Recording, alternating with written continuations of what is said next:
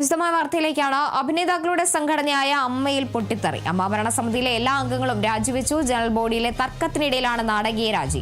9 അംഗ ad hoc committee രൂപീകരിച്ചു. Ramesh പിഷാരടിയാണ് convener. Sreejith ഉണ്ട് വിവരങ്ങളുമായി. ശ്രീജിത്ത്, എന്തായാലും അതീവ നാടകീയ രംഗങ്ങളുമായാണ് അമ്മ ജനറൽ ബോഡി യോഗം ഇന്ന് കഴിഞ്ഞത്. നാടകീയമായ രാജികൾക്കൊടുവിലായിരുന്നു ജനറൽ ബോഡി യോഗമടക്കം നടന്നത്. കൂടുതൽ വിവരങ്ങൾ.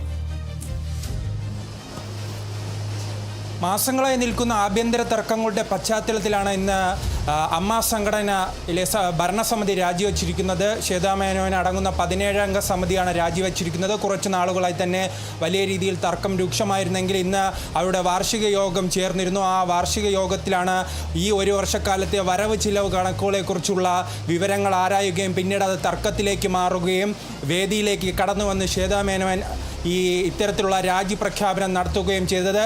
എന്നാൽ ഇത് തുടക്കത്തിൽ പരിഹരിക്കാനുള്ള ശ്രമം മുതിർന്ന ചലച്ചിത്ര പ്രവർത്തകർ നടത്തിയിരുന്നെങ്കിലും അതിനിടയിലാണ് ചിലർ ഈ അവിശ്വാസ പ്രമേയം കൊണ്ടുവരാനുള്ള നീക്കത്തിലേക്ക് കടന്നത്.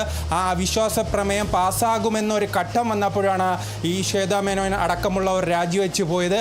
അതിനുശേഷം ഇപ്പോൾ അഡ്ഹോക് കമ്മിറ്റി ചുമതലയേറ്റിട്ടുണ്ട്. ഈ പ്രഖ്യാപനം ഇവർ രാജിവെച്ചതിന് പിന്നാലെ തന്നെ ജഗദീഷിനെ ഇതുമായി ബന്ധപ്പെട്ട് ചുമതലപ്പെടുത്തിയിരുന്നു. ആ ചുമതലപ്പെടുത്തിയ ശേഷം അദ്ദേഹവും മറ്റ് ഈ പ്രവർത്തകരുമായി ബന്ധപ്പെട്ട് സംഘടനയിലെ പ്രവർത്തകരുമായി ബന്ധപ്പെട്ട് ചർച്ച നടത്തുകയും ആ ചർച്ചയുടെ പശ്ചാത്തലത്തിലാണ് ഇപ്പോൾ ഈ അഡ്ഹോക് കമ്മിറ്റിയുടെ കൺവീനറായി രമേശ് പിഷാരടിയെ ചുമതലയേൽപ്പിച്ചിരിക്കുന്നത്. അതോടൊപ്പം തന്നെ മറ്റ് ഗണേഷ് കുമാർ അടക്കമുള്ള മറ്റ് പ്രവർത്തകരും ഇതിൻ്റെ ഭാഗമായുണ്ട്.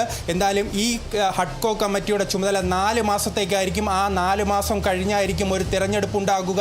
ആ കമ്മിറ്റിയായിരിക്കും ഇനി അമ്മയെ മുന്നോട്ട് നയിക്കുക. എന്തായാലും മാസങ്ങളായി തന്നെ രൂപപ്പെട്ട തർക്കം, അൻസിമയുമായി ബന്ധപ്പെട്ട തർക്കം, ആ തർക്കം അവസാനം കേസിലേക്കും അതോടൊപ്പം തന്നെ നിയമ പോരാട്ടത്തിലേക്കെല്ലാം പോകുന്നത് നാം കണ്ടിരുന്നു. അതാണ് ഇപ്പോൾ ഈ സംഘടനയുടെ രാജിയിലേക്കെല്ലാം എത്തി നിൽക്കുന്നത്. എന്തായാലും വലിയ ചരിത്ര നിമിഷമായെല്ലാം കരുതി വലിയ രീതിയിൽ തന്നെ ഒരു വനിതാ കമ്മിറ്റി വന്നെങ്കിൽ അതിപ്പോൾ അവസാന ഘട്ടത്തിൽ പരാജയമായി മാറിയിരിക്കുകയാണ്. അങ്ങനെ പരാജയം സംഭവിക്കുമ്പോൾ തന്നെ ജഗദീഷ് അടക്കമുള്ളവർ പറയുന്നത് ഇത് വനിതകളുടെ പരാജയമല്ല, ഈ കമ്മിറ്റിയിലുണ്ടായ തർക്കങ്ങളുടെ ഫലമായാണ് ഇത്തരത്തിലൊരു രാജിയും തുടർ സംഭവങ്ങളും ഉണ്ടായിരിക്കുന്നതെന്നാണ് അവർ ഈ ചലച്ചിത്ര മേഖലയുമായി ബന്ധപ്പെട്ടവർ പറയുന്നത്.